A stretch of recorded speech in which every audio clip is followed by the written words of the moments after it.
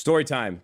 So, third trimester, my wife was very pregnant, and we were like, we've become so like codependent on each other, and like the outside world scares us now. I took all of my like introverted teenage years and 20s of like being in my bedroom. I converted my wife, who's like a social butterfly, into loving our home. So for the last 3 months of the pregnancy and the first 3 months of the pregnancy, we didn't really leave the house. And when we did, we took Haley's car because I just bought it for her. It's safer. It's a Tesla Model X. It's great. So I didn't drive my Porsche for like 6 months. I went to go take the Porsche to golf the other day. I go in the garage at 5 a.m. So excited. Laid out all my clothes the night before. I mean, I was doing everything to prepare myself. I got an enema, purged the whole system. I was just ready to just fucking drink, have my boys stuff my ass, and play some golf. So I go into the garage, 5 a.m., ready to go, turn the car on. I lied, can't turn the car on. Couldn't even unlock the fucking car with the key fob because the battery was dead. So I had to look up a video with this 911. I got to take like the valet key out of the fucking key fob, open up the flap of the door like my boys open up the flaps of my ass. And then I had to jam this key in there to unlock it. I get in there, put my foot on the brake, try to start the car, completely dead. So a couple days later, I'm like, I pray to God that it's just, I can jumpstart this thing, but it's going to be pretty tough to jump it because it's in my garage. I got a steep driveway. It's a whole thing. So I go through my insurance. We get roadside assistance. This guy's here in an hour. His name is Angel. He's the fucking man, bro. He's, we were shooting the shit. I'm like, yeah, bro, my dad's a piece of shit. He didn't teach me how to do none of this. I don't know what the fuck I'm doing. And quite honestly, I just bought this car by chance. I should have never been here. I should have been with my Intrepid back in the day. I have no idea how to jumpstart a Porsche. Like, no clue. So he's like, all right, bro, let me show you. So since I got the door open the other day, basically he puts the clip on the inside of the door frame on this little metal piece. And then he's got to take a panel out of my driver's seat undercarriage and then connect that. And then once you jump the car, it doesn't get you a full jump. It just gets you enough electricity going through the car so that you can open up the frunk, not the trunk, the frunk. And then you take another panel off, and then there's the battery. So he's trying to get the clamps onto the battery now that we got everything opened up, but he didn't have enough length on the cables. So essentially what he had to do was like back out my driveway so that he could turn deeper into my garage, and basically having our two cars almost touching. But he kept the clamps on the battery in his car as he got into the truck and started to back down my driveway. And I'm over here like, oh, I want to be helpful. I don't know what the fuck I'm doing, so let me at least give him a hand, because these clamps on the wire were about to snag on the car or snag on the edge of my garage. And bro, they would have ripped this guy's fucking battery out. It would. I mean, his battery was jostling around when he was fucking. It was a whole thing. So I go to pick these fucking things up. And I'm not an idiot. I wasn't trying to grab the actual clasp by like the metal tip, but I grabbed like where the clasps and the clamps come together on like the single part of the fucking thing. So I pick it up and I'm holding them out, and they start banging together. And I'm not gonna lie to you, it's Masters weekend. I've been hitting the pen since I woke up. So I'm like, hey, what do you want? Okay, here you go, bro. Keep backing out. And then all of a sudden I hear shit like electricity. I'm like, yo, what is that? I look down, this thing's sparking, fucking slamming together. Yeah, and this guy's like, yo, put it down, put it down, put it down, put it down.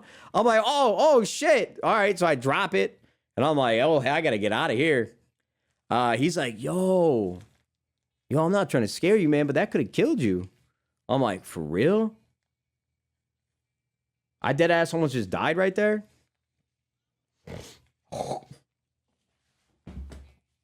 I'm like, is that actually enough voltage to kill me? He's like, I think so, bro. Like, I think so.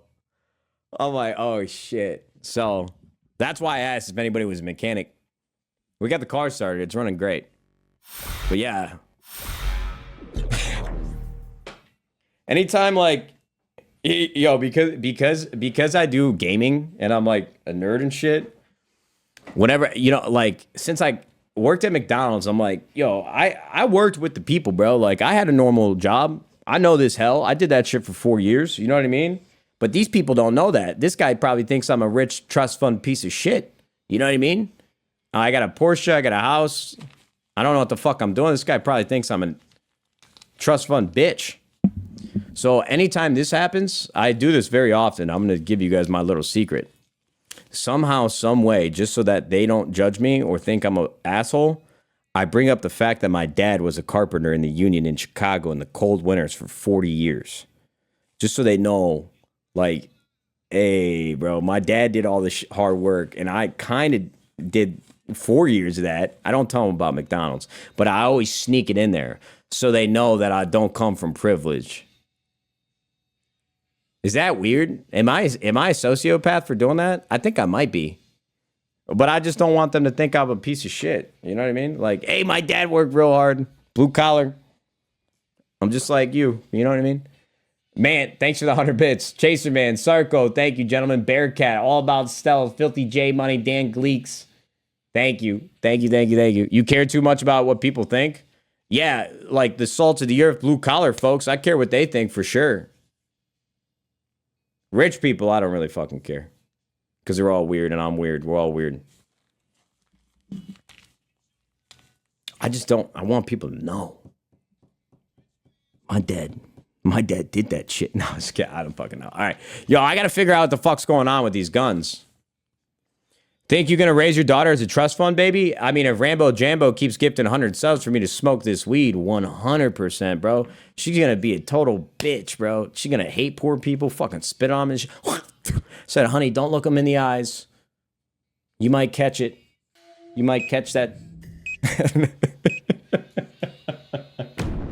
Nah, dude, she's going to be great, bro. I'm not going to let us spit on him. We're definitely going to judge him, though. You know what I mean? Like, nice tent. No, dude, I'm going to hit her. Discipline. It's the way my mom did it. That's the way we'll do it here, too. Oh, Rambo Jambo just gifted another 100 subs. Let me be a piece of shit. A neglectful father. And smoke this weed. I'm on green now, though.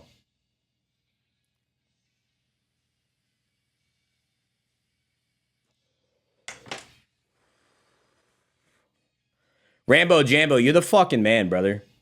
Thank you so much for the subs.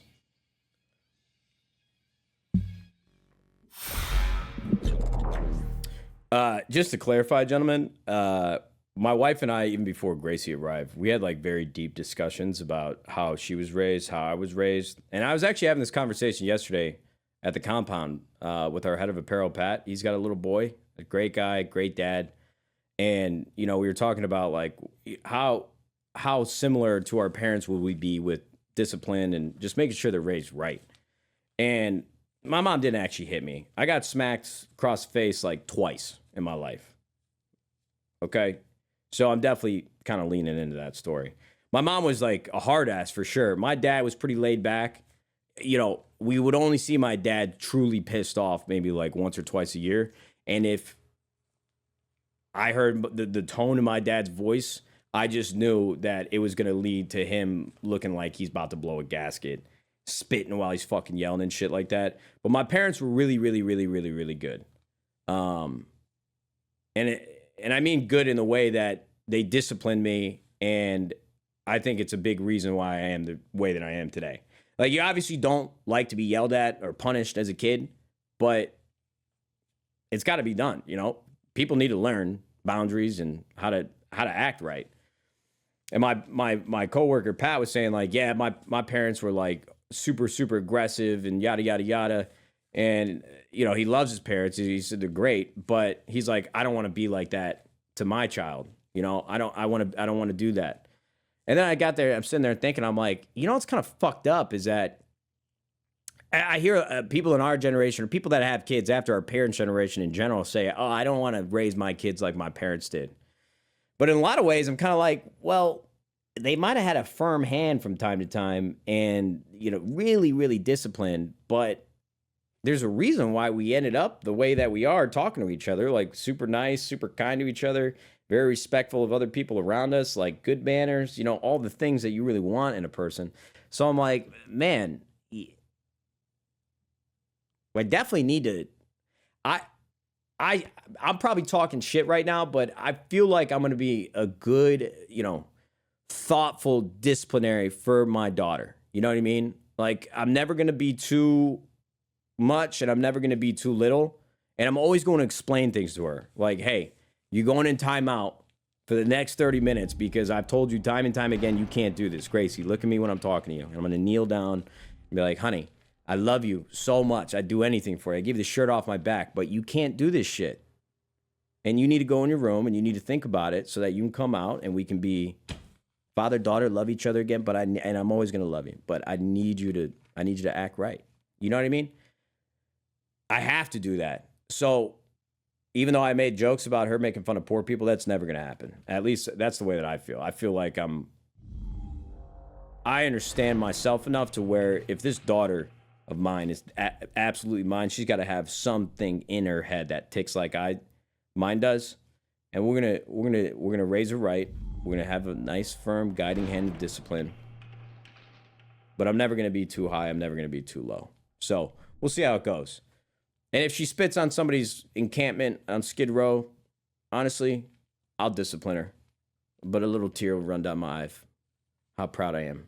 No, I'm just kidding. I'm just kidding. We got this, bro. We got this. But let's go. Come on now.